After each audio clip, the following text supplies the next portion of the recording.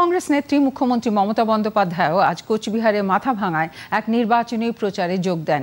দলের ভবিষ্যৎ কর্মসূচির কথা উল্লেখ করেন তিনি।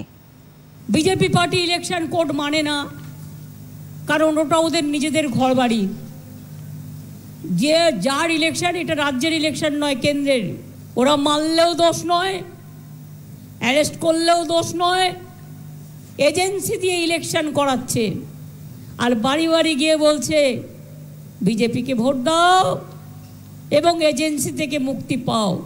আর ইলেকশন আসলেই ভাওতা দেওয়া, মিথ্যে কথা বলা, ছলনা করা। 3 বছর ধরে তোমরা আবাস যোজনার টাকা দাও না, রাস্তাঘাটের টাকা দাও না, 100 দিনের কাজের টাকা দাও না। কেন? আমরা কি খারাপ করেছিলাম?